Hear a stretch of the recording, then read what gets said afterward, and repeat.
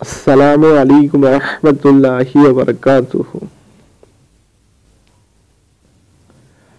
بسم اللہ الرحمن الرحیم۔ دوستو، آج ہم آپ کو ہمارے اس ویڈیو میں بتائیں گے کہ فاتحہ کا طریقہ کیا ہے اور فاتحہ کسے کہتے ہیں۔ ہمارا یہ ویڈیو آپ کے لیے مفید ثابت ہوگا، وہی اس طبقے کے لیے جواب بھی ہے جو آئے دن اہل حق، اہل سنت والجماعت، حناف دیوبند پر بیجا اعتراض کرتے ہیں کہ یہ ایصال ثواب کے منکر ہے۔ تو ہم نے سوچا دوستو کہ آپ کے علم میں کچھ نفع ہو جائے اور اعتراض کا جواب بھی بن جائے۔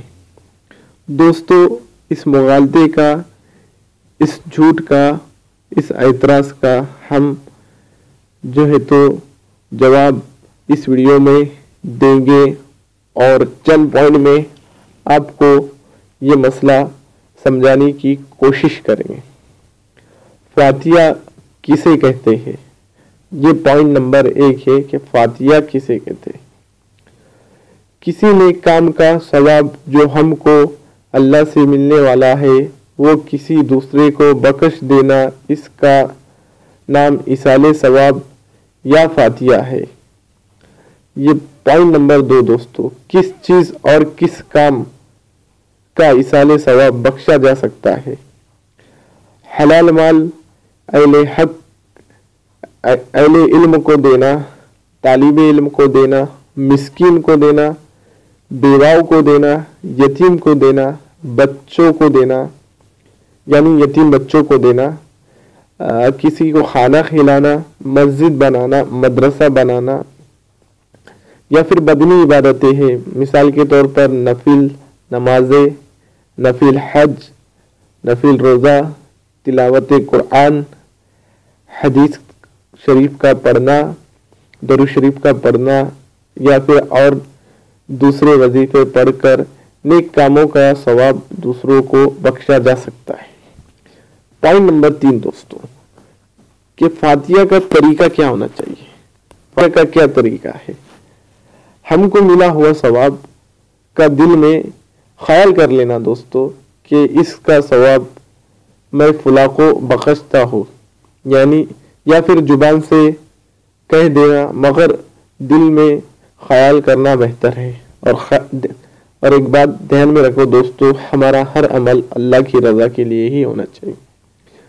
پوائنٹ نمبر 4 دوستو، کیا نماز یا پھر خیرات یا پھر کھانا کھلانے سے قبل فاتحہ دیا جا سکتا ہے، فاتحہ دی جا سکتی ہے، جیسا کہ بعض لوگ یعنی باطل فرقے والے یا پھر بریلوی حضرات کرتے ہیں؟ تو دوستو، یہ بھی پوائنٹ کی بات ہے، کیا نیک کام کے پہلے کسی کو فاتحہ دی جا سکتی ہے؟